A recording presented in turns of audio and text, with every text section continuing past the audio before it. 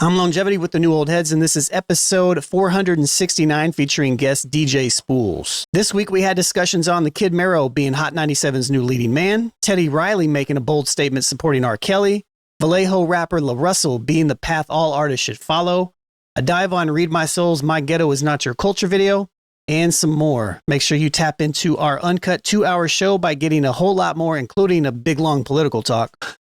For only $5. That's how you can support us. We will see you in the comments. Peace. You are now tuned in to the New Old Heads podcast. I am Major 7th. The brothers are in the building. Familiar faces everywhere. My man Jay Moore, starting off with you. How are you, good buddy? I'm doing well. Doing very well. Feeling rested. Yeah. You know, and ready to talk that talk. That grown look on you right there. Man, I'm trying. You know, you got to ease into your full-on grown man look, you know. Embrace that. My man DJ Spoolz. Hello, is in the building. Thank you, man. Yeah, man. Bear down, huh?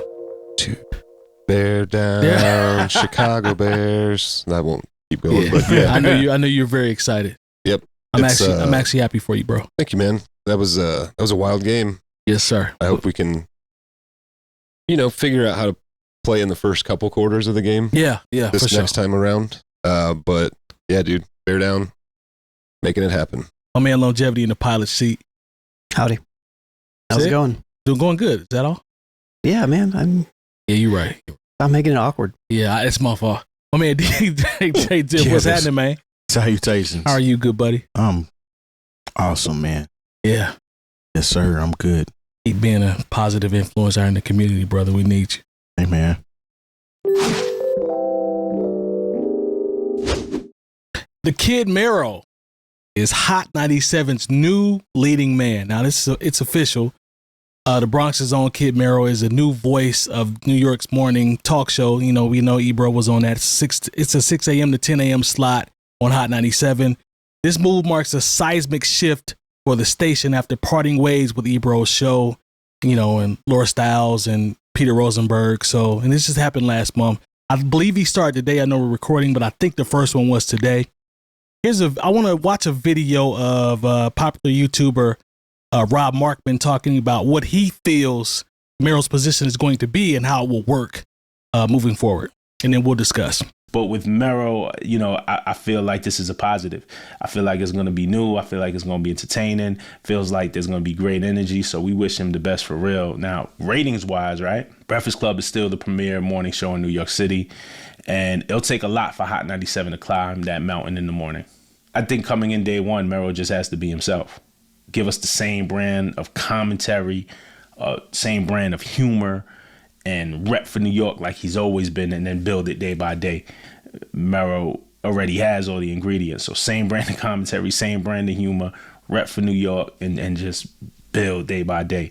Coming off those comments, the question I would pose would be, does Mero have the radio legs to carry a 4-hour live show every morning, or is he too internet for the old school FM crowd? No, I think it actually makes sense, especially based on trying to pull in people that don't listen to the radio anymore. He's a familiar face. I don't know if y'all remember Desus and Mero. Yeah, I remember that show. That was on what was that, Comedy Central? No, it was on Vice, and then they went to Showtime. Yeah, then went to Showtime. So he's familiar with, having an hour at least to entertain, and then you get to add music into the situation and interviews. So I think it actually would be good. I mean, he's been doing the show with Mello as well. Yeah. So, I mean, honestly, if they were going to replace him with somebody that's hip and knows what's going on and it is from the same area, I think it makes perfect sense. Was he part of the Bodega Boys too? Yes, that was Desus and Mero. Yeah. Oh, was it? Yeah. So he's been around for a minute. It's not like he's somebody that's just getting his feet wet. The only difference is he's on the radio versus on your TV screen or on YouTube or something like that. And it's 4 hours. Yeah, that's it. But with the music, to his point, it kind of breaks it up for him. At first, I didn't think this was going to work, and I thought, well, he's going to have to lean pretty hard on his, whoever they pair him with, as far as like, especially if he's going to be the A mic. Mm-hmm. But I had to remember really what he's done up to this point. He he and Deezus, when they were together on Showtime, they interviewed everybody from, you know, whatever rapper of the month, but they also interviewed Denzel Washington. They also interviewed President Barack Obama. You know, so they have the chops, or at least I know Kid Mero has the chops to go ahead and not be just wild for the night the entire time, and actually bring it in. So when it's time to do a specific interview, you know, he can go ahead and do his thing. I do think it is very important who they put him with. Like I said, I haven't listened to the show. It's still very new.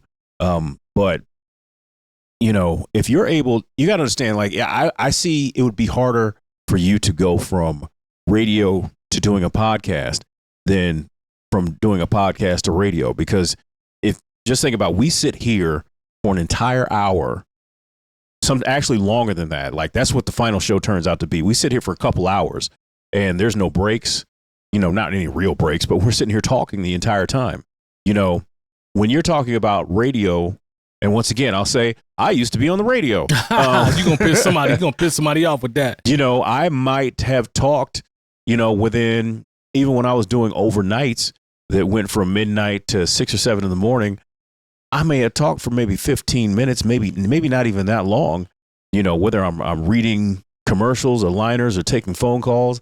Like, I'm not doing a whole lot of talking. Now, mind you, it's different than morning radio when you actually have to exhibit a lot more of your personality than you do if you're doing something overnight or, you know, afternoon drive. But, you know, you're still not, there's never going to be a time where he talks for 4 hours straight. Nah. You know, so I think this is going to turn out a lot better than a lot of people think it will. Yeah. I think this is a kind of weird thing, because, you know, when Ebro thought he was too political, he was in a way too leftist, kind of alluding to our previous conversation. Yeah. But then they make, you know, the Kid Mero, you know, they make their new A mic on their on Hot 97. He's been running around with Mom Donnie all, you know, during his entire campaign. So it's like, okay, well, what does that mean for all you saying you are just entirely too leftist to be on Hot 97 anymore? And I just think there's a lot of layers to this. Personality is different. You know, I think that's True. Also it, because it's like, hey, I think Ebro forgot, hey, man, you're supposed to be entertaining these people as they drive to work. You know, if you want to get on here and have your, you know, NPR political show, I get it. But like, this really isn't the time and the place. I know that sounds kind of crazy to say, but they need something that can compete with the Breakfast Club. And what you were doing wasn't getting it. This, I think, has a better chance to compete with the Breakfast Club. What you think, Spoolz? I don't watch either show religiously. I never, but I used to, you know, I would see Ebro and Rosenberg and Laura Styles. Yeah, as, you know, people who are probably worth listening to as far as what they have to say about hip hop, right? I think Mero's hilarious, so hopefully it goes well for their show, and I'm sure that, you know, he's aware of what he's stepping into, so I'm sure he's prepared. I don't know the dude at all, but all I know is that he's super funny. So, you know, I'm sure he'll bring that where it was probably lacking before. you know, Ebro's not funny. He's not at all. He's serious. He's too serious. Yeah, he's kind of an asshole, just a little bit too. You know what I mean? So lightening it up a little bit might help, because people like that shit. You know, so hopefully it goes well for him. And I think he's hilarious. I used to love Deezus and Mero. I wonder what's Deezus up to these days. Anybody know? That I do not know. They kind of split. I think they had some differences that end up making them split, and that's the whole reason why you only hear Mero for the most part. I've seen Deezus in different. Yeah, he did host the Daily Show a few times. Did he? Oh, that's awesome, man. Yeah, so I mean, he's made the rounds, but it's like, hey man, you guys, I wish they could have figured it out. Come on, they man. had a great chemistry. It actually would have been perfect because if it was them on the radio. If it was them on the radio, you know, the Breakfast Club would have had to, like, you know, really, you know, figure it out. So, that part. But you know, I mean, we'll see. The media landscape is so different just from a couple years ago. Is there anybody who else is a part of the show? Has that been announced? Or I haven't heard about that. The only thing I saw reported was just Mero being in the, I guess, the lead spot, but I don't know if there's anybody else. I'm sure it's going to be at least 2 more people probably sitting with him, just like you. The Ricky Smiley show, he has 4 people that sit with him. Brad is on there. The Brad is on there. Yeah. So I mean, it's going to be his show, but it's 5 people. Really? Yes, the Brad is on. Yeah, the Brad's on Ricky Smiley. You know, there's 5 people on the Breakfast Club at this point. Before? No, it's 4. Four. Yeah, it's 4. Lauren LaRossa, Charlemagne, Envy, Jess Hilarious, and I'm missing the. Well, they always have the one girl that does like the Teslin Figueroa. Teslin There you Figueroa. go. No, it's not her anymore. Is that it? Oh, It's really? somebody else. Okay. But there's a, like Jesus, for as entertaining as I think he is, I'm pretty sure they have someone else on there to be the person who reads the news and the entertainment. Like Mero? that's pretty. Yeah, there has to be probably a female voice on that's the what show. he- That's how it works. Mero, right? Not Jesus. Yeah, Oh, I'm sorry, Mero, Mero. Yeah. Lona, you excited about this? No, I don't really care. He doesn't listen I- to the radio. No, I don't listen to the radio. I never have listened to a full Breakfast Club or Ebro in the morning or anything. I catch the clips, man, or I catch the segments on YouTube. That's. I ain't what gonna hold catch. you. I consume this content via YouTube. It's Yeah, not I in the mean, car. It's never in And I the would car. only watch if he's talking to somebody that's interesting. You Yeah. know, like so. The radio format is whatever it is. I feel like this is more of a thing for New York people. Absolutely. So 100%, shouts to y'all. 100%. I hope y'all are happy about it. 100%. But I do think it's a good choice. I do think it's a good choice. I think they did No, well. that makes sense. I saw this when it bubbled and they Yeah. announced that they had been talking. He was one of the 3 names that I heard that I was like, yeah, he'd probably do really well Yeah. there. Like he and Carmelo have a great chemistry. I They don't know if do. you guys have They watched do, it, yeah. but Little bit. 7 They're- p.m. in Brooklyn. yeah, their show is really good. Yeah, they got a good show. Yeah, they got a good show. So I could see, his characteristics from the Mellow show plus him, what he did with Desus. I could see that carrying over to the radio slot once he learns and gets familiar. To me, it's all about who are they going to place around him. Yep. That's going to be pretty much the difference. They definitely had to pay that man because No, he got some bread. He got some bread. he's coming from like he had a show on cable TV. Yeah, He has a popular show with Mello. I know right they getting now. the bag for that. You know Yeah. what I'm saying? So yeah, I'm pretty sure that payday is pretty good. Yeah, I am as well. I bet it is. Shout out to him, and I'm going to tap into when he's did the first few joints and see how this goes. But I'm not rooting against him. I hope it goes well. But to Lone's point, They're it's not definitely more of syndicated a here though. They're yeah. not syndicated. but neither was Rose or Hot Ebro in the 97, morning. yeah. Like I said, I only saw them on the internet, Yeah. and so but that's how I just don't listen to the radio like that. So even Me the neither. Breakfast Club, it would be what I would catch on I'm not the even gonna internet. catch that anymore because I don't work mornings anymore. Well, to Lone, So I will have to watch it on YouTube. to There you go. Lone's point though, super win for New York. Yeah. Yeah. So the other question here is, does this move signal that the personality is bigger than the platform? Yes.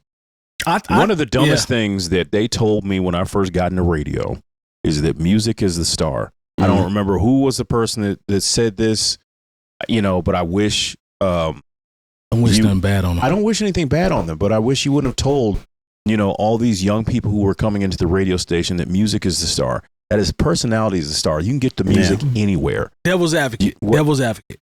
Okay. The black one. Devil's advocate. This is- Black devil's advocate over here. Yeah. Thanks, buddy. Yeah. So devil's advocate. Was music more powerful than the personality back then versus now? Social media, the way everything is I been came in expedited. the game in 1999. There was no social media. That's what I'm saying. Yeah, So I understand that, but like but I came in roughly the same time that Charlemagne the God came in. okay. And you know what? He always leaned into personality. And he was just with Wendy Williams, right? yes. And you know what? And that's what he got from Wendy Williams. And you know what? He just got a $200 million deal by the music, whatever. I don't know what music plays during the Breakfast Club. Breakfast Club, I'm not yeah. paying attention. You know why? I'm paying attention to Charlemagne the God. To the paying conversation. to the conversations and the interviews. Okay. And so, like I said, that was probably the worst advice you could have given a group of, people who had stars in their eyes, if you will, and were coming into radio and were excited. And you tell them that the music that we were just getting in a time where people just download the music, and you were telling them that was more important than the personalities. And so I think that was just remarkably bad advice because the people who didn't pay attention to that are the ones making the money right now. What I'll say to that, Mike, too, is I would agree personally that the music is more important than a talking head, because that's the whole reason that any of this kind of exists in the first place. But that's not the reality of it. There you go. I'm not mad at that. You know. I just wanted to throw it out there because things have changed, Yeah, right? I mean, like, there's definitely a nuance there because I can see both of you being right. Mhm. As somebody that works in radio, Mhm. as your job, you want to excel. You want to be the person that they tune into. Yeah. So you're going to get the same music anywhere you go to. Now, what I'm saying in my skits and who I talk to is going to make you come listen to those same songs with me versus going to listen to those same songs with somebody else. That's fair. But when it comes to music as a whole, yes, music is the whole reason that you would have a job as a, you know what I'm saying, a disc jockey or whatever on the radio. But in the same token, you want to be able to, you know what I'm saying, create a charisma or something that's making somebody come back and check out you versus the competition. Yeah, I'm not You know mad what, at that. man? That's why I like Spotify so much. But I just think about the fact that it's like, okay, at one point, we don't like Spotify here. well, yeah, that's right. Oh, what happened? See, that's why you got to use social media for some reason. No, what happened? When do you guys like Spotify? I'll rephrase. I like. I'm just giving how you about shit. the Streaming. Basically. whatever you want to call it. Yeah. Where you don't have to listen to The people someone's talk. opinion Right. Yeah, about yeah. everything. Yeah. But I just remember at one point, in the market, why am I trying to be so vague? In St. Louis, there were 2 urban AC stations, and then there were 2, just straight urban stations that played hip hop. And it was like, okay, we were all playing the exact same music. Yeah. And so, it was a competition on who had the more Sure, like that makes sense. Really, what made sense was who had the more engaging personalities. Yep. Who had the better mix show DJs. Absolutely. And that was about, but a lot of times this was about trying to maintain power from the program directors didn't want the people who were on air to be bigger than the station because then they could go get money and do whatever. They sure could. So it was also a power dynamic. Absolutely. They were like, hey, be happy with us paying you minimum wage to be on the radio. That part. Seriously. And so I remember when Hot 96 in its prime was a thing. Like, Oh, yeah. you would get the Mickey Ficky mix. Yep. You would get who was on the radio then? Like Jay Rio. Jay Rio. Yep. You had Rec One. Rec One. Yep. Mhm. St. Louis. And they had, what was the call in they used to do? Who's on the mic? Such and such is on the mic. They used to do that. Oh, man, who was that? It was people calling in and being involved in the radio show, Mhm. listening to the same music. True. So it was like, I'm not going to listen to this other station because it's more engaging, it's more fun, it's lit over here. Mhm. So yeah, I totally understand what you're saying with that. You guys remember the ZPL, the Hot 9 at 9 back in the day?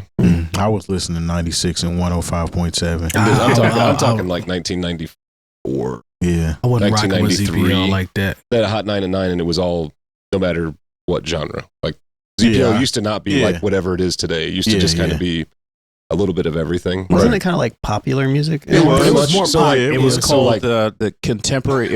They called it Churban, contemporary hits rhythmic urban. So I'll explain it like, well, Digital I'll let you go Underground would be first. on there, Mm. but you might also get like Paula Abdul. Paula Abdul, Right. but Whitney Houston, and like just everything. That's But, what I kind of It meant. was top 40. yeah, but they had a Hot 9 at 9. Again, side note, I'm 7 years old listening to this. 8 years old. This is before I formed an opinion on what's good Yeah. in music. So, but you could call in, and if you called in and you had the 9 songs in a row right, you won something. Like it's shit like that like engages. I tried like to win a Terry Super was talking Nintendo about. back in the day and didn't. I won I'm like sorry, a man. book and A some book? movie tickets one time. That sound like some bullshit. I think it's just it's a very symbiotic relationship. I Fuck think. books. Yeah. Like between music and the personalities and the DJs and Yeah. playing. I don't know if that's really a thing anymore. But again, I don't listen to radio like that. But I know that our DJs here weren't paid very good for being on the radio. Still. So, yeah, To this but day. But that Yeah. also has to do with a lot of when rate consolidation. Shout to Bill Clinton for loosening those consolidation rules. It messed up everybody on the radio's money. Is that how like Radio 1 was able to form and companies Yes, like because that? it used to be like you could own one AM and one FM station in a particular market. And then when they deregulated radio in 1995 or 96, that was, and then it was like, oh, that's where you get the conglomerates and wind up being Clear Channel, which winds up turning into iHeartRadio, Radio 1, MS. So it's like now when you come into a market, it's 5 or 6 companies that own every radio station. too big And to some fail. of them- Too big to fail capitalism. Yeah, right there. and some of them own TV stations, and might be one that owns a newspaper. So like that's when it, and then they were like, well, we don't have to pay any of these people anything. They should be happy to even work here.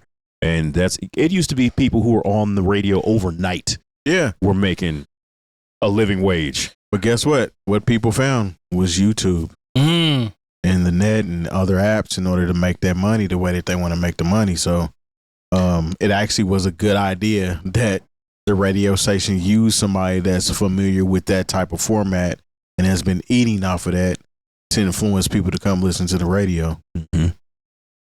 And plus, a lot of times, well, I don't think it was so much like this here, but in St. Louis, they were like, well, if you would have to leverage whatever time you had on the radio, and then you'd have to be able to go out and get your money in the streets from clubs and hosting parties and happy hours and stuff like that. Basketball games and shit. Yeah, that's how I was able to eat. Like appearances, stuff like that. Yeah. Yeah, because what's my guy's name from here? He hosts the Pacers game. B Swift. B Swift is getting it in. He is making that radio make his money for him. I'll tell you that. Yeah. Dude is everywhere. Yeah. Shout out to him. He's everywhere. I see him. But that's in multiple places. That's what you suppose. Like they assume, okay, well, you have the platform here. Don't worry. We may not pay you anything here, but you can go out in the streets and get your money. We gonna pretty much give you kind of a guideline or a platform in order to use, and you can go eat off of it. But right. You ain't gonna make all your money with us. Not at all. Teddy Riley, legendary producer, makes a bold statement supporting R. Kelly. Damn. Man, so Teddy Riley, y'all know who he is, posted an audio snippet on Instagram featuring R. Kelly singing a remix to Chris Brown's It Depends over a prison phone line.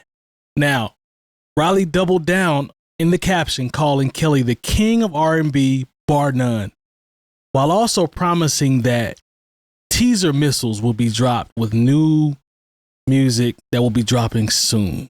Love me some Teddy Riley, legend, one of my favorite producers. Mm-hmm. Want to pose a couple questions and see what you guys think about. Now, Teddy Riley's MAGA, right? No, I wouldn't say MAGA. Type of people that into conspiracy theorists. I don't know if he's MAGA. He's one of those people that he supports Trump, though. Before it was all AI, he would post like him and Pete Rock would post like deep him fakes. Him and Pete Rock are one and the same. Yeah, they thought that 5G was causing COVID or there whatever. You go. Yeah, there you go. That's actually a fair. The musician Teddy Riley says that he stands with Trump because he released his older brother Lou Hobbs. Okay, who was doing double life. I get it. If the president did something specifically for somebody in my family, yeah. All right, Ben. I got a couple questions. What you got there, Jack? So here's the question that Mike had. It says, can the art ever truly be separated from the artist when the artist is actively producing and potentially profiting from his work while serving a life-altering sentence? See, this is kind of how I look at it. Thank you, sir. R. Kelly did some bad things. Yep. Yeah. A lot of them.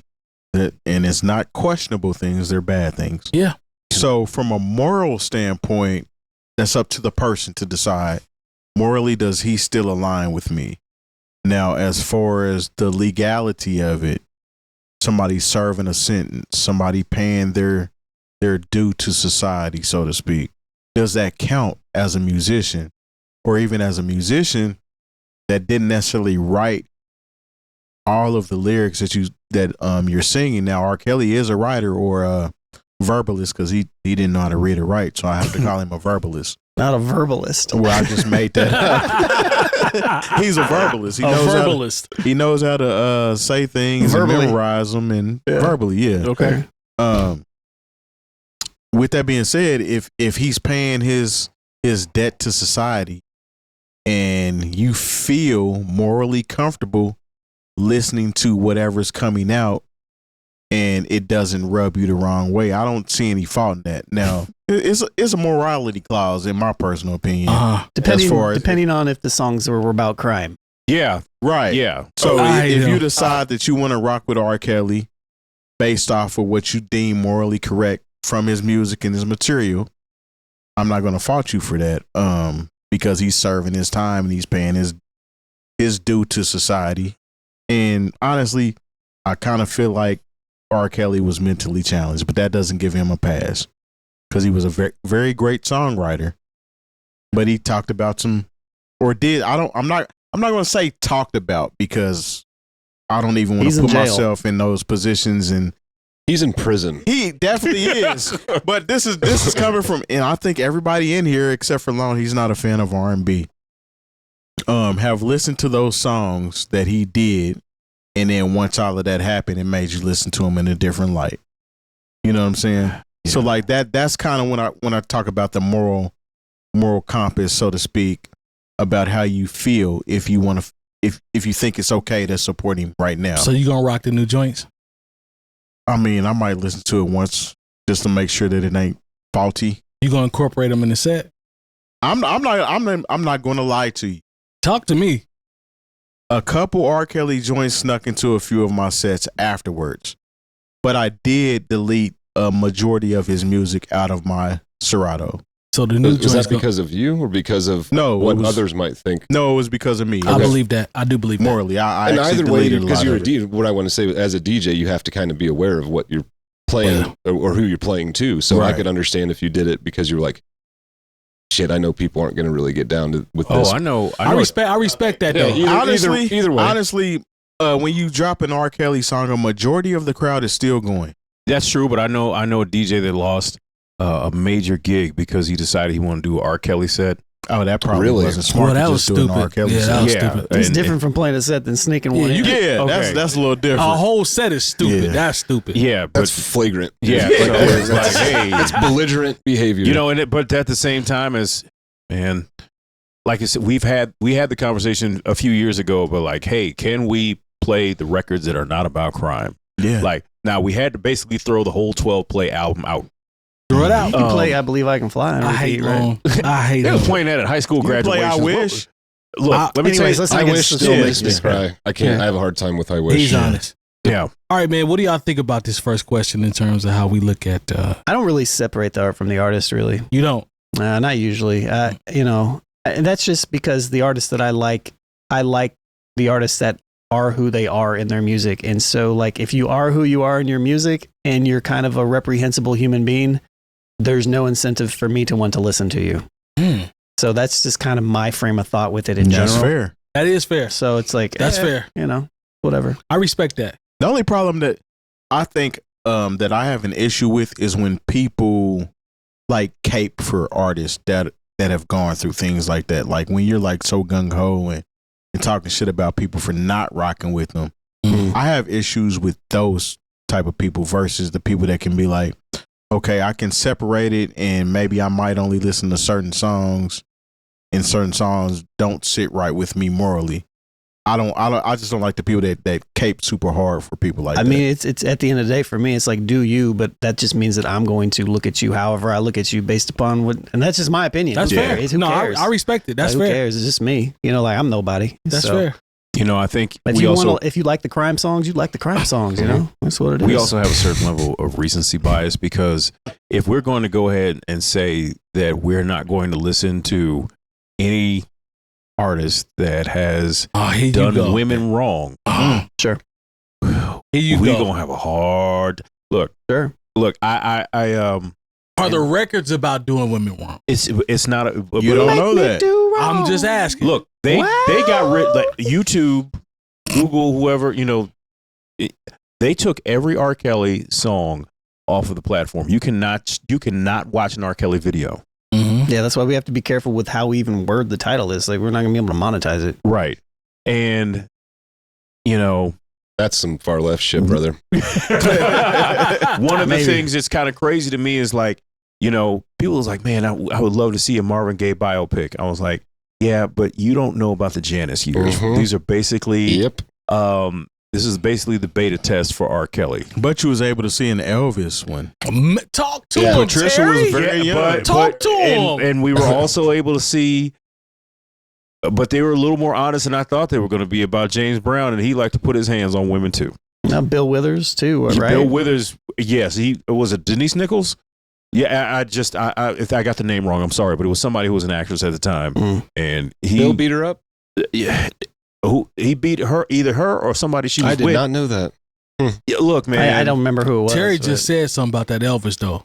I He mean, said well- something about that. Well, Elvis, Jerry Lee Lewis, all of them. You I know, want to speak to that Elvis thing because I went and saw that movie, I thought it was good.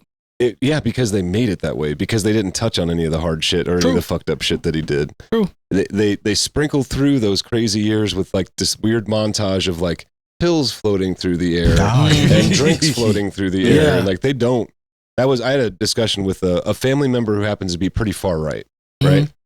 We don't see eye to eye on anything, right? So when we were talking about the Elvis movie, I like it. They really showed the king, and I was like, but they didn't. It wasn't That's real. because they like to erase history too. Exactly. Yeah. And then I was like, but it wasn't real. Like, I think when you get, I don't know, maybe I'm different. Like we're different. But if I were to see that real story like that, I knew all that shit before. So it's not going to see a movie isn't going to change my opinion. Like, oh, the guy pretending to be Elvis did this thing. Now I have a different opinion. Like that's silly. But no, Jay makes a great point though. It depends. How do you draw that line? Is it what you see as bad? I love Marvin Gaye's music. I was listening to him today. Yeah. You know, he did some real questionable things. Might not have gone to prison for him, but they're fairly well documented, pretty bad things. Right? It was a different time. So was with Elvis. True. Yeah, no, people didn't go to jail for giving women knuckle sandwiches. True. But no, I mean, Marvin. He basically picked Janice up from high school in a Rolls Royce. Yeah. He didn't put hands on women. He was literally heard these same stories about R. Kelly. I heard about it understand exactly. I know we're women from Indianapolis, Indiana, and we are Chicago adjacent. So, like, I've heard some stories. So I'm saying, and I'm not. And as far as my stance on R. Kelly, like he's a brilliant musician. There's no doubt about that. But yeah, he's gross too. You know, but I bring Chuck Berry's he was disgusting. Yes, shout to St. He Louis. was. He helped. So was Ozzy Osbourne. You know what I mean? Like he was biting bats' heads off and like, whatever the hell. Where I stand on some of that stuff is like, is I try to apply like I try to separate it sometimes. It depends on on the situation, because like I can't act like I stopped liking how good of a singer R. Kelly was when I heard this stuff. Sure. I'd be lying. Yeah, for sure. I can't act like I still love hearing David Ruffin's voice, knowing that he beat the hell out of Tammy Terrell. I think a lot of it too depends on like where they are in their career and our proximity to it as well. Like this stuff happened to R. Kelly while he was still in the middle of his career. True. And in my lifetime. So it's easier for me to look at that from, is it hypocritical to some degree? Maybe. Yeah, I understand that. But looking back through time and to see, like, I love Bill Withers' music. Yeah, me too. Like Marvin Gaye, all these people we're naming, like they're, James Brown. Yeah, exactly. But when you think about, number one, there is the factor in the time. Yeah. Not to say that it was, at one point it was okay, but societal standards are different now than they were then, right? But to me, it's proximity too. Like I can't, in good faith, like see some stuff happen now, and be like, oh well, like Kanye. Like I can't do the same thing with Kanye. Like it's just what it is. And I know I tell people I'm conflicted because I have to tell people, it's like, hey man, I can say these things about R. Kelly and how I don't support his music and this, that, and the third, and how all these other artists that I mentioned have, kind of sordid histories, but I still watch The Cosby Show. And, I have to, in my mind, Bill Cosby and Dr. Huxtable are two different people. I see. Sorry. I see. I felt that. I see. So someone could definitely call me a hypocrite based on the fact that I still watch The Cosby Show, but I tell people that I don't with R. Kelly, in any way, shape, or form. I don't know, but isn't R.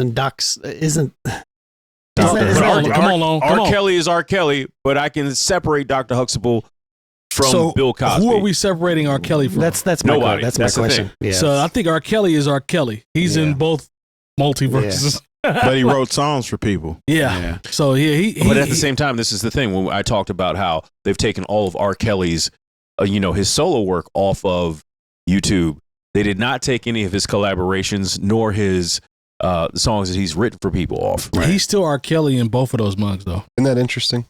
I mean, that kind of makes sense, though. Yeah, no, you can still go see Celine Dion's "I'm Your Angel." You can still see Maxwell's "Fortunate." You can still see Michael Jackson, "You Are Not Alone." B2K's "Bump Bump." You can see all these videos, even the songs where he's featured in. He's still in the video. Yeah, you can still see Usher's "Same Girl," but you cannot see what about "I Wish." You can't see Fiesta. Is he? Are these other songs about crime though? I mean, we're all of R. Kelly's songs about crime. They took, like No. I said, they took "I Wish" off. I love I that believe song. I can fly. They took "I Believe I Can Fly" off. That's why I said what I They said. took If they would have gone and particularly taken 12 play off Yeah. specifically, that makes sense. That Yeah. kind of if makes they'd more have taken, sense. like, honestly, age ain't nothing but a number. That's up. Yeah. That's, you know, Which was an Aaliyah song. Yeah. But like I don't know why this wasn't a bigger deal then, but on the album cover, R. Kelly's in the back like, yo, what's really good, Mom? Because it was coming right out of that Come on, acceptability phase. Come on. Phase, man. Like, we have to understand, like, some of us grew up in a time where a lot of these things that people are being accused of crimes for, being locked up, and they were bad then. They weren't seen as bad like that. Like we just talked about Elvis. Hell, his girlfriend was 14 years old. He married that woman. True. We've had stories about who do you say, Marvin Gaye. Mm-hmm. There's stories about Bill Withers. I mean, these are all people that musically were fans of, but had a questionable lifestyle, and it wasn't frowned upon like that back in the day. I mean, True. of course, Bill Cosby was accused of putting Quaaludes or whatever in people's drinks and doing whatever he was going to do, but he read a blueprint and did that. He didn't come up with that on his own. Bill Cosby made a decision as a grown man to do what he did. He did, but he definitely had a blueprint being in Hollywood. Yes, For sure. he did. Hollywood's a creepy, weird place, too. True. For sure. There's no doubt about that. But I was thinking, you know how wild the 80s were? There's a song called Into the Night. You guys Yes. might be familiar with it, by Benny Mardones. No. And the first line of the song is, "She's just 16 years old. Leave her alone," they say. He doesn't. You know, when you hear about some of the stories about We all should not have some of these No, bands, no, like I shouldn't have laughed the at all. Molly I'm- Crews of the world, you know, Oh, I mean, man. like the wild shit. I mean, Yeah. like with it's foul, it's Yeah. disgusting. Look, there was man. a song they played on MTV in heavy rotation called "She's Only 17." There you go. Her daddy says she's too young, but she's old enough to me. Shout out to Listen. Winger. I don't. Yeah. They don't play a lot I of. mean, didn't KRS have some lines They like that did or two? not. Or- Oh, 16 and 15 14 and good. Yeah. 15 Music and good, Soul something like Child that, on his yeah. first album, I think, had a song called 17. BB King. Just depends on And where that you was in the live. 2000s. BB King's one of BB King's coldest records is called "Sweet 16." Yeah. Hey, man. If you do your homework, like that's Yeah, these- but these Maybe people, he that wrote is that the song truth. when he was don't do that 16. long. these Don't people- do that. yeah, Don't these do people- that. Don't These do people that. are from the South. This is a grown Yeah. man. Sweet 16. And the song Yeah, cold. they was married by 16. Yeah, They had exactly. about 8 kids by 21. You are now listening to the New Old Heads podcast. Our official 1-hour episode is released every Saturday at noon Eastern, but we share the exclusive uncut 2-hour episode to our Patreon members early every Wednesday. The show is brought to you by Coleman Dental, Indie CD and Vinyl, and Bringing Down the Band, and most importantly, you. Support the show directly by becoming a member at patreon.com/newoldheads, where we embrace the new, respect the old, and remain ahead. Shouts to LaRussell. He's been doing a lot of really cool things. A rapper from the Bay Area. Yes, sir. But recently, NBA star Kyrie Irving purchased one of LaRussell's, or purchased his latest Something's in the Water album for $11,001. LaRussell is putting that money back into the community relief fund to help others pay for rent, bills, and groceries and things of that nature. But again, LaRussell is this guy who is community driven. He throws shows out of his own house, parties. He's do it out the trunk. He's like the DIY. he is Yeah. the DIY model right now. So let's watch this video real quick and talk about this even more. Right now, we've not allowed enough level playing field for everybody to be seen, because the people that control the profit margins realize that there's more money to be made in certain types of rap than other type of rap. Yeah. I'm not saying you can't make money, but you got to be like a LaRussell and get out here and give it your shot. Yeah. And be aware of coexisting. Now, LaRussell is as progressive and motivational and inspirational as you can get, but he's still riding around doing donuts on the football field with Marshawn Lynch, being as Bay Area as he could possibly be. Yeah. You know what I'm saying? You got to Right. learn to coexist. You can't believe that just because you do that you can't be cool with these type of dudes. That's the problem.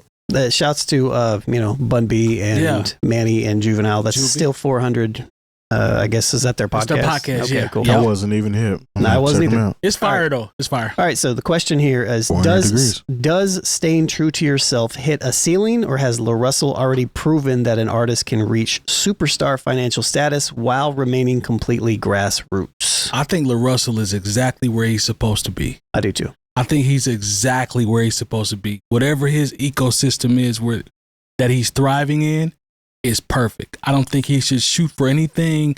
I'm not gonna downplay somebody to say, I'm not gonna count your pockets and say if you want to level up. I'm not gonna say that. But just from a person that actually is a fan, I like what he does.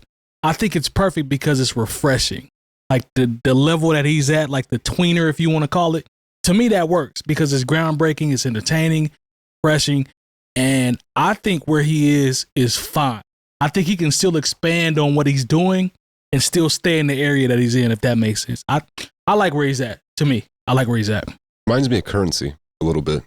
Sure. You know, Cult Way, following, just as yeah. far as that like the grassroots, do it my own way. Now, I know Currency has been on major labels in the past or whatever, but he certainly has thrived doing his own thing the way he's been doing it. Facts. What is it? Jet Life. Jet Life, yeah. So, no, LaRussell, I don't know a ton about him, but what I have heard over the years is good. Like He's dope. He's fun too. Like it's the energy's good. He's always smiling.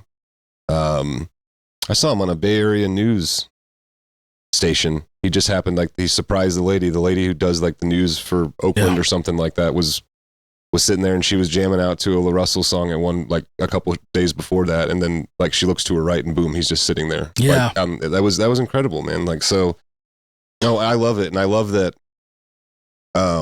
when you do it his way, you don't have to, and they spoke to this, Lonegevity and Manny, like, you don't have to kowtow to what other people say. You can do exactly what you want. You can make the art the way you want to make the art and put it out the way you want to make it. And like, I'm 1,000,000% for that. So, see, the thing I think about LaRussell is he has the community behind him first. Facts. So he started right there. He's got his home community backing him. Yep. Adding to the noise, or actually, I wouldn't even call it noise because what he's doing is positive. Adding to the maybe allure or the attraction of him is, fortunately, we have social media and things like that can talk about him. But his one advantage though is he's in California, so you have certain regions that can make it and be very successful without having to make it out of their backyard. Mm-hmm. So he's in one of those places. So that you know what I'm saying, is one of his benefits as well. But staying true to himself, being number one, is going to garner him more success with this situation. It's like he's always been the type that gives back to the community because he started there first. And that's just going to pretty much snowball because now he's being seen on a bigger stage. So I think that is very beneficial for him to continue to remain, you know what I'm saying, true to himself, because it's not going to do nothing but grow his community even bigger than what it is in California. That's real. Yeah. You know, I think there is, I think about a quote. I'm not sure if this was even his, but I just heard him say it first. David Banner, when he was talking about the independent grind and what it is to create and still try to satisfy not only the people, but to satisfy your pockets, if you will. Mm-hmm. He said, if I have you, I don't need them. Yep. And when I say them, I'm talking about I'm pretty sure he was talking about the machine, the industry. Mm-hmm. There are certain artists who have been able to maintain themselves without they were never on award shows. They've never been, had that spotlight on them. There's no, Sprite commercial or whatever. But because they have the people, I think of this and some of you will know who I'm talking about, maybe not. There's an artist named Gerald Levert. Classic. Of course. Who's that? Gerald Right. Levert never had anything that had even the faintest ability to cross over when he was alive. Shout out to him. I was lucky I got to interview him once. His dad. Yeah. Eddie Levert, was that his dad? Yeah, Eddie Levert is Good father. call. Yeah, but Gerald Levert is one of those people, like, if you know his music, like, you rock to it, and his shows would be packed, and he got an incredible response whenever he showed up somewhere. But quote unquote the mainstream never knew any of his music. He didn't receive a Grammy until after he died. And I feel like that is the perfect example of like, he didn't need them because he had us. Yeah. And I think there are hip hop artists like that. I feel like we're in this era now where like, okay, you know, Run the Jewels doesn't need them because they got Killer Mike doesn't need them. He's got us. Luther Vandross. Yeah. You talk about Gerald Levert. Luther Vandross was literally the blueprint of what you just said. I almost feel like someone like Scarface. Now, when you come to hip hop, absolutely. You know, like he's never been that person that they were trying to push the other side. Hey, Scarface, can we get you to do this and whatever? No. But real hip hop heads, and when many of them will tell you he's in their top 5. And when I went to go see Scarface the last time he was here at the Vogue, you know, he had a packed show. And when that's without anybody's radio, that's without anybody's endorsement or anybody's cosign. Man. I've seen Scarface 4 times in Indianapolis. But there's something to those artists, to circle back around to Russell. There's something about that authenticity that connects to a certain amount of people. I've said this for years. Currency is the one person that I've seen that can go to any city and sell out a show. Now, the venue might not be the biggest venue, but wherever he pulls up to, he's got a fan base of people around the world. He can tour anywhere. Yep. And that's because of what he's laid down. People have E40. E40 is another one. E40 can go anywhere. He'll be here in March. I bet you it's going to look like it's supposed to look like. Nipsey Hussle was somebody that was in the same vein. Exactly. Let's just keep it real. Boosie. Boosie. Yeah. Oh yeah. If he come here right now, it's sold out. Boosie. If I like it or not, it don't matter. Be the case. We're blending this conversation. Maybe we're not. So we've got as far as LaRussell is concerned. Are we talking about? I guess it is all in the same vein that it's his genuine nature.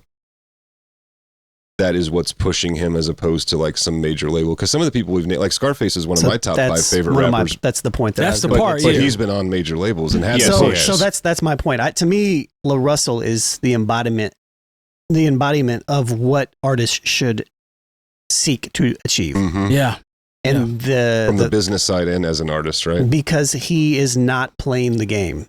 He is in full control of everything that he's doing. He's not playing the major label game. Yeah. He's not a successful major label artist that has to sign a deal or I've read Scarface's book. Like he played the major label game. He hated it. It wasn't for him. Yeah, and that's what I mean. But like LaRussell is literally in control of everything he's done. He's also co-founder of even.biz, which is like a music streaming platform that he's putting together that is like more equitable for artists. You know, like he's doing the things, like he is the model. Like, yeah, you can look at Drake and you can look at these people in Future and all these people that played the game and they're viewed as successful. Yeah. That's not what most artists should, that's not what you should be chasing. You should be chasing what LaRussell is doing. Right. Building a community. Yeah. Doing it your own way.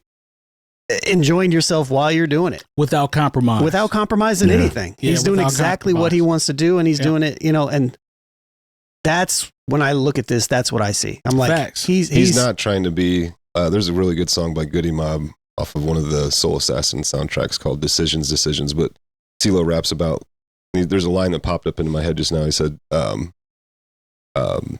hoping one day you'll be able to be a commodity on someone's record label. Like, I feel like that is what the goal for a lot of artists sometimes seems to be, right? And historically, that's kind of what it's been in hip hop. Sure, yeah.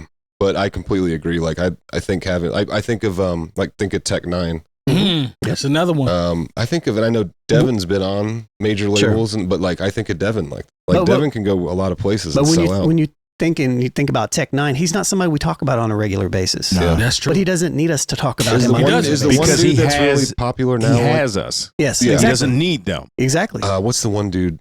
Russ.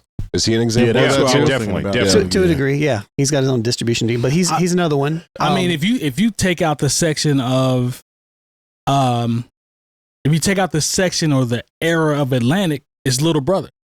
To me, I mean, because I don't think they've been pushed outside of the Atlantic push. But I guess what I'm saying, to a degree, but the thing that separates LaRussell, in my opinion, is the fact that he is intentionally building community. That's fair.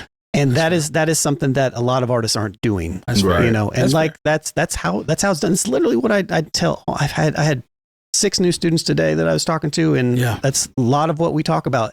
Everybody's got these blinders on as a young, musician coming into it. Like, I need to chase streaming, or I need to look at it this way. And I'm like, look at it from this point of view.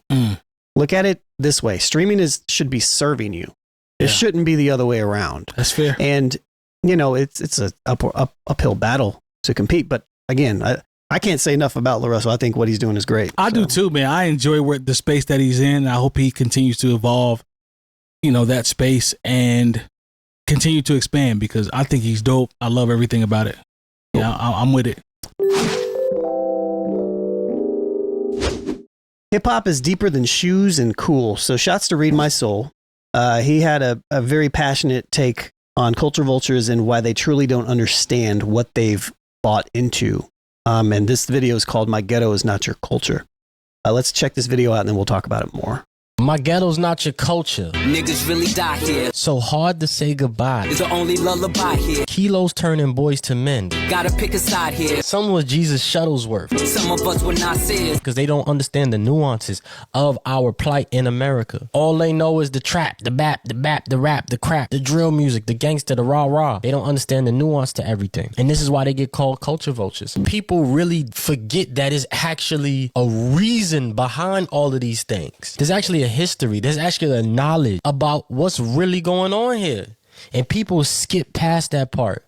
They skip past the nuance and they just jump into something that they really don't know about. A lot of people think they could come in here and purchase cool because they're not cool. They may have some access to wealth or some access to money. So they feel as though they could buy their way into the sneaker game. They can buy their way into hip hop, and it never worked. Keep it real. He's filled out paperwork to come donate to $100,000 to a lot of the black small businesses. I'm just trying to prove a point here. That these people that want to fight so hard about certain shit, why don't you guys do anything good for where you come from? I give out $100,000 to my city. I'm going to give out $100,000 to a lot of other people's businesses and stuff. Why can't they do it too? But I want to make that very clear, guys. I'm not only doing black-owned businesses. You niggas drink their own street cred. Gets denied here. You can't buy your way into our culture because it's real life information behind it. That brings up a question. Has hip-hop become the most exploitative genre in the modern era of music? Most definitely. We have invited everybody to the cookout and not really checked anybody's credentials or gone back and done the research on them. And we haven't even checked if they've done the research on what it is that they want to be next to. There are a lot of people who come around, they want to be like, you ever been around like, and I know even though there's a couple white people sitting here right near listening to me, that white person who tries a little too hard, they're like, yo, and like. We've all seen that. Yeah, it's really and it's like and weird. Yeah. And it's like when they come around, it's like, okay, we see that you're trying, but we don't appreciate the way you're trying because it comes off as so disingenuous. And it's like, you think this is a show. This is how, and the thing is, I can't even say it's just white people, because being a black child of privilege in the United States of America, and I'm talking about myself. Come on now. Where I've seen, black kids who've come around maybe authentic situations and they haven't had the right mindset. Like I would never, despite how much I love hip hop, I would never act like I'm from a certain level of struggle and pain, because that is disrespectful to the people who have actually had to, heat the house with the oven. Yeah. You know what I'm saying? I would never disrespect that part of the culture. I can love the music, but there is a certain part of me that was like, hey man, I have been adjacent to the struggle, but I can't exactly, being a black child of privilege in the United States of America, growing up very Huxtable-like, I can't say I know exactly what these things are like. When people talk about, we flipping them birds, I really don't know what you talking about. Right? You know what I'm saying? And I have been vocal in saying these sort of things, but I think the fact that I have that level of awareness is where I can, feel like I can still be close to the culture and not be exploitative of the culture. And I think that's where a lot of people like the Aiden Rosses, where we come from, like he's coming from, it's almost like he's coming to the neighborhood is like, oh wow, it really is like Boys in the Hood or whatever the he thinks, and I just think that's what it is, because you think it's cool. You saw it on the screen, and you saw it on Yo MTV Raps or whatever it is you watched at the time, depending on your age. But then, like, when you have to see how people are really struggling, you have to see how racism and police brutality actually affect people's mindset. It's like when Def Comedy Jam came out, like, there were people who were laughing at the jokes, and I don't think they actually got them and realized it's like, it comes from a level of pain. Like, that's how it's always been for African Americans in this country. Like, we have been able to turn, literally the bricks you have thrown at us and turn and somehow spin them into gold. This video by Reed is super deep. It's I think 25, 26 minute video, maybe about 20-ish, 20 some change. But he talks about how he was the kid that had to live in shelters, and his mom, and what they had to go through, and how he can relate to all the stuff that these rappers are talking about because he's a part of the actual culture. And how there's a clip, and if you actually watch the video, where there's a white guy that has a shoe store. He's talking about nobody's buying sneakers. And Reed goes into detail about how culture shifts and how things changed, and how people put so much money into buying the Travis Scotts and getting all this stuff and exploiting all the culture and buying into cool just for it to dry out because you don't know what you're doing. You just thought it was a cool thing to do. And I think that's something that has happened, since the beginning of time. And people truly don't get a chance to understand what the culture is. The culture, we always talk about the culture. Remember, we had conversations about the culture. But everybody doesn't understand or relate to what actually comes with it. And that's what I took from this video. It's like, you can talk about it, buy into it, want to be cool, take photos, photo ops, the Aiden Ross clip. All that shit is corny to me because you really don't know what actually comes from it and how people are inspired from what actually are the roots of what's what. And when I watched this whole video, I was so impressed because he broke it down. The clips verses. He went into whole detail. I couldn't cut all of it, but he broke down a whole verse, and I'm like, yeah, that makes sense. Like, people don't really understand the gems in these verses, and people are talking from experience. And it's unfortunate, but that has been happening, before we even thought about doing a podcast or talking about hip hop. It's pretty much genuine. It's pretty much the history of what brought about hip hop. It was brought about from pain, from struggle, from escapism almost. And now it's evolved into a capitalistic machine that everybody feels like they can be a part of just to be cool. And granted, there are some people that are adjacent and understand it from the right point of view, but there's a lot of people that just see it as a money grab. Just being involved with hip hop and listening to hip hop to get money, or big up your favorite Drake verse and to act tough behind a mic on the computer has nothing to do with hip hop, man. It's very when you talk about culture, it's way more involved in that. So like somebody that claims that they're of the culture and have never experienced the culture have no room to talk about the culture. So you talking about you're giving money to such and such, like he said, you're trying to buy your way in. It's not this, you can't buy your way in. It's either you're in or you ain't. Yeah. You know what I'm saying? It's like a try hard. He's trying way too hard to be a part of something that he's not. And it's very beneficial to him because obviously he's getting paid off of it. Whereas the people that actually live in it, and this is why I always have a hard time with academics, because somebody might say he's of the culture, but he exploited a whole culture he had nothing to do with. That part. Which was Chicago gang violence. As an immigrant. He's never been to Chicago. He is. He's an immigrant. You know what I'm saying? He exposed Chicago gang violence and had no dealings or knowings about what was going on. It was just something popular to do. So like, you know what I'm saying? The what's it called? The fries wear many masks and they come in many different colors. So it doesn't matter that he's black and Aiden Ross is white.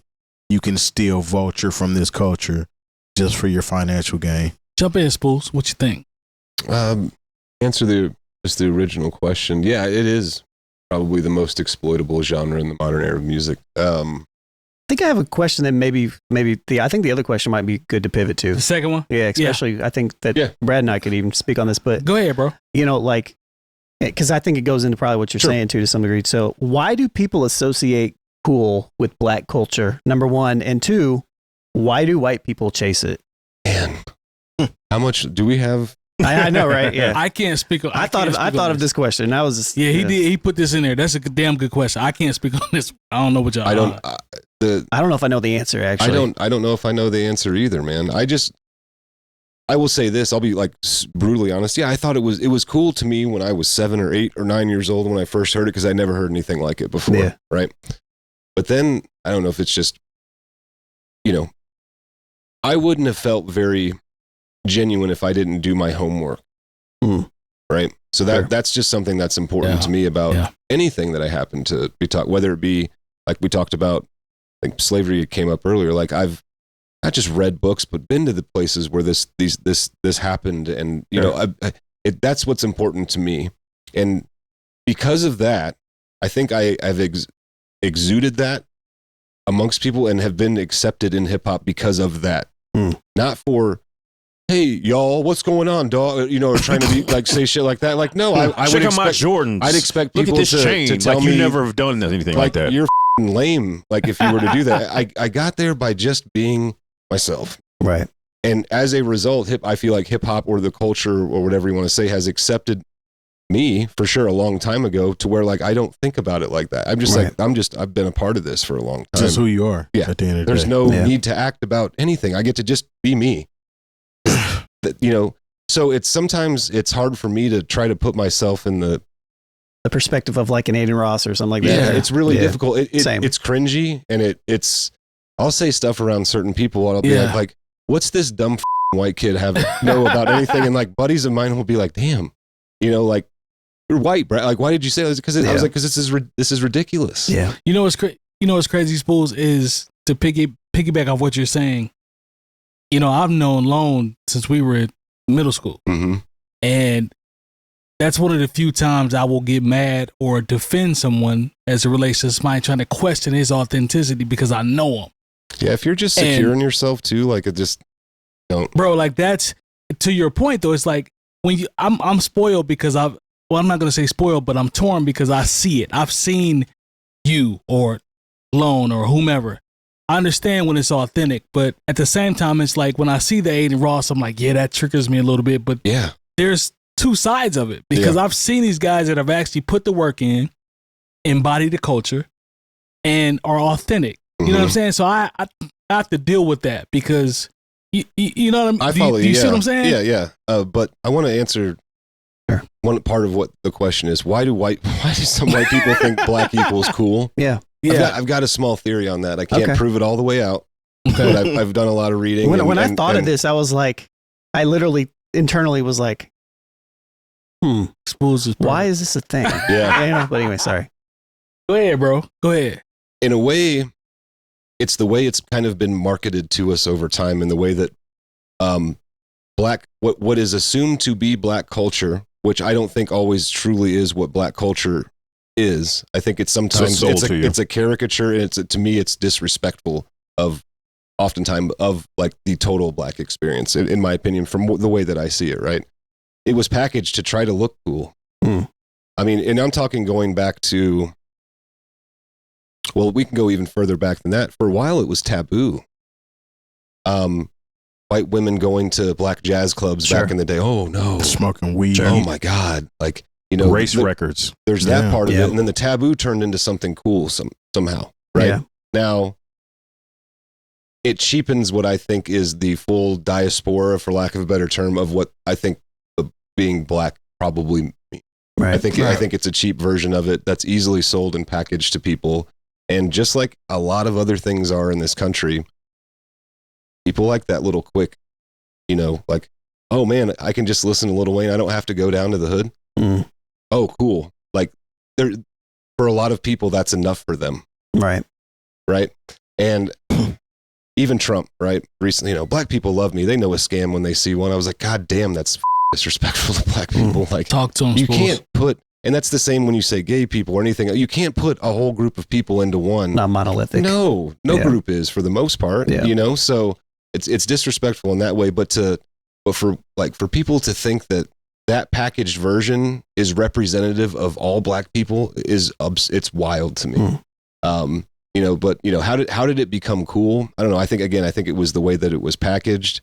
I think for some it's kind of this, I don't know that lifestyle. I know nothing about it, and it looks dangerous, and the way that it's packaged, it looks kind of cool, and I can get away in this community here with mimicking it because I'll never go to the community where it actually happens ever. Right. So I don't know, but again, I think it goes back to the way it was packaged, the way it was marketed, and it in my opinion, it has tremendously cheapened the overall understanding of black history and thus American history. Well, I think that, and once again, I'm probably taking this from somewhere and I don't remember where it is. So whoever said this first, please forgive me. America loves the rhythm, but they don't care much for the blues. That's too hard for them to digest. So they love coming around for, the cars with the rims, the gold teeth, the ass shaking, and the bass. But, when it comes down to, like I said earlier, having to heat the house with the oven, having to go see your friends in jail or going to the funerals. I was just going to say that. How about it's fun to shoot, and everybody's fun and it's hilarious and all this other shit. But have you ever been to a funeral? Yeah. They haven't. And so it is extremely sad, and it puts a lot of things in perspective really quick. It is traumatic, and it is something that a lot of times people are living with every day. And they try to, the pain that it comes with a lot of the things that you think are cool because like you just listen to the gangster rap and you see, Sexy Red twerk on stage with no shoes on. Like you think that is cool, but then there's another side to it that you have no interest in trying to experience. And so, like I said, there's a lot of people who, they can get with the rhythm, but the blues is too much for them to try to deal with. That's real. I mean, I had a buddy and we've talked about this in the past, just to jump in real quick, but it's funny because there's this group of white people. I feel like sometimes I can give like insight into like these groups of whites out here. These microcosms. I love Snoop Dogg and I love Michael Jordan, but I would never want my sister to date a black man. Yeah. That white person, there's a lot of those folks out there. There's a lot of those people culturally all over the world. Like they love black culture, but they don't they don't have any real love for black people. Brother Ali says in this, he's talking to his son. It's a song to his son where he's talking to his son. He's like, they don't love you, but they love your culture. Yeah. Like it was like the scene in Do the Right Thing where, Spike Lee's character is talking to, I can't remember the character's name. And he's like, oh, who's your favorite basketball player? Magic. Who do you love? Prince. Sal. And then it was like, Sal. Yeah. Yeah, Sal. Oh, no, he didn't love it. He was like, he was more for Springsteen. And he's like, yo, all your favorite people are N-word. You know what I'm saying? But then like, you have this problem with black people. And that's the problem that's really what America is. It's like so much of quote unquote black culture is so ingrained in what it is, everything that we do, whether it be the food, whether it be the music, whether it be the art, whether the dance, or the music, TV, whatever. Oxtails used to be cheap. And just leave it at that. No, for real, you're very right. But then when it's time to actually have some sort of empathy for black people, it's like that's a bridge too far. Yeah, very interesting. Yeah, I wonder sometimes if it's just like or as I'm sitting here listening to you guys talk and thinking about it myself, it's like I wonder if it's just the proximity, the ability to almost look at something from like a movie type of lens, but it's like real life.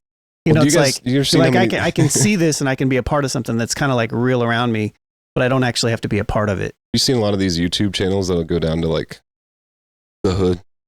Like it's always some white kid that I'm going to Compton today, or I'm going to go talk to the Bloods today, or something like that. It's strange, and very few people who do those videos do it in what I think is like a good or respectful, tasteful way. None of it's almost like, and I hate to say this, but it's almost like come to the zoo. That's the way that they're showing these videos, and it's just like, God damn, like Like, This is insane. I'm going to take a picture in front of the Compton sign or the Marcy Project sign. It's like, But it's still interesting.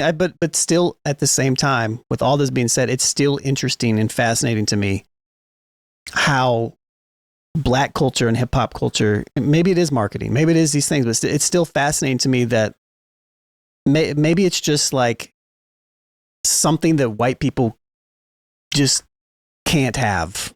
Could be. To some degree, too. You know, it's like, Well, like it's I said, not it yours was- and you can't have it because you're not white. Well, And let's so talk you're about the history of the country. So then you're so fascinated with it at the same time that maybe that leads into, because there's a very distinct thing around blackness being cool. And it's to lame white people. to everybody, Yes. but even again, like you'll see everybody, it's even projected in a way to where you will see online, you'll see black people and black content creators at the same time saying like, you can't be cool. So it's almost like bought into the thing of where blackness is cool. Blackness is the cool thing, right? And so like to your point about the marketing, if that is how it was marketed, it's almost like black people took the marketing and was like, all right, we'll run with it. And you can't be a part of it. I think it's a Bill Burr fan- talks about comedians that do that. Like there's always some hack comedian that's like, well, that guy, he's just so cool and laid back, and telling them, oh, the stuck-up white guy, you just got to calm down, man. Just take it easy, be cool, man. He's like, well, I can't. You know, it's just hacky. It's hacky, man. Yeah. Like, Yeah, I feel like it's a lot of trying to erase the lines going on as far as culture is concerned, especially in America now. Hip hop and black culture is American culture. Mhm. Yep. But it's like when I talk about trying to erase the lines, it's like everybody wants a piece of that culture. Like even with social media, I always go back to social media because social media clouds a lot of judgment. You might see this cute white kid do something that he learned from somebody black in the hood now. Or on YouTube. That's just American culture. He's just doing, you know what I'm saying? He's doing what he's doing. It's blurring the lines. It's like it's trying to take from a culture and make it your own, so to speak. You know what I'm saying? And that doesn't exist in every facet of life, but it's like that's what it's coming to when we talk about Aiden Ross. He's somebody that just sees the culture as something that I can benefit from, and hey, this is just me culture. This has nothing to do with black culture, and I can feel how I want to feel until some street cats tell you can't talk about black women like that, and now you got to backpedal and say that you quit. You quit now. You know what I'm saying? You don't quit the culture. Either you are the culture or you're not. It's not something that you can just put on and take off. You can't quit it. And like people that are authentically involved and create inside of the culture and are welcome into the culture can see the fakeness. You know what I'm saying? So I think that's what it boils down to with this particular individual. yeah. But why does he think that why does he care about being cool? Like, and why does he think that this makes him cool? because You it know what gives I him mean? access. Clout. It gives him Capitalism. access. If he could go, because the thing is, if he could find a way to make the same amount of money, for lack of a better term, on the other side of town, he'd be gone. Mm. You know, and he'd be look, like Just another way to exploit some the shit. same way Kid Rock, when he came out, he was, you know, trying to have the fake high top fade and on tour with Too Short and trying to, you know, do that. And then once he figured out he could make music on the other side of town Ted Nugent. and put on the Confederate flag and do what he's doing now and shoot Bud Lights in his backyard, he's going to do that. Yeah. You know, there's a lot of that happens within, you know, you see a lot of white people, like they were all down with hip hop and they, you know, they wore the baggy clothes, but then they said, hey, I'd like to be white now and I'm going to get my money being white. Yeah. And then they completely put our culture down and we're left with that guy we thought was cool and he doesn't come around anymore. And it's not just for high school and college. Either you with it or you ain't. Right. Yeah. We talked about that back when I was on the show a lot. Like people act like they grow out of. Like what is our culture isn't something like that's not something I'm never going to grow out of this. I'm going to be in a walker still, you know, maybe have some Timberlands on and a jersey and, you know, and still be what I can have on a suit and I'm still going to have on Wu-Tang Clan socks with my suit and I already got the pictures of that because that's what I do. How much do you think the reinforcement of people liking and continuing to watch his stuff makes him feel like validated. Yeah. It makes him feel emboldened because he's like, why do I have to listen to these people? Sure, I lost my deal with Nike. I said I'm sorry, not because I'm actually sorry, but because I lost my deal. And I need that money. 100%. Yeah. I think that's that goes into the whole cool piece. It's like, why does he think that it's cool to do? Or does he? You know what I mean? But anyways. Have you guys seen this kid Neon that got popular by like we talked taunting about that. rappers? Mm-hmm. Yeah, we talked about that. And then like got choked, like how is he still walking He went around? on Breakfast Club and they pretty much yeah. You guys ever think hip hop culture is like too accepting? Yes, it is. Definitely. 100%. Like, because we're still I don't think we should be, but we're still excited to be like, hey, look, some Chinese people like it, and then white people like it. Hey, everybody come to the cookout. And I was like, I think the culture we need itself, to stop that. Yeah, the culture itself is too welcoming. Just because you see somebody, and I think I talked about this an episode or two ago, somebody that seems cool because of one thing they did that you deem acceptable and cool, then you invite them over. No, it's not about you just doing that one TikTok dance and all of a sudden come over and eat some ribs with us. You know what I'm saying? No, that's real. It's not like that. Well, shouldn't be, at least. You know what I'm saying? It's interesting, man. Oxtails cost a lot of money right now. I'm gonna keep going back to that. Shout out to the oxtails. Because that's part of the culture. And I'm not even just saying hip hop culture. This is just part of the culture. Like, people would buy oxtails and cook them up. And now that since they're popular and everybody knows what they are, price is going up. Now it might cost you $10, $15 to get you 2 oxtails. That part. You know what I liked about when I was doing music or being a part of what I would consider more like underground hip hop culture, because we weren't like, on MTV or whatever, was like you couldn't fake the funk. Yeah, you couldn't. For sure. As much. You can buy your way into being a popular rap persona. Yeah. No matter what you look like in this industry. Yeah. But on the more underground side, like you have to know your shit. You need to be somewhat good at it. Yeah. And or somebody would check you. Absolutely. You know what I mean? That's just what I it like was. that part about. Yeah. You couldn't half step or fake it there, because you would get. I've seen people get laughed off of and pulled off of stages. Yep. Same. Yeah. Yep. Bring back bullying, right. and the shame campaign is still in effect. 100%. Yeah. Shame these motherfuckers. All right, let's go ahead and count Mike down, and we'll go ahead and NewOnAirs.com for all the education you need this year. If you see it, like it, subscribe, hit any bell you see for notifications. Also, don't forget to give us 5-star ratings, and also check out our Patreon page where you can see all of the unedited episodes. We appreciate your support, and we'll see y'all next week. Peace. Yes, sir. Never faking funk.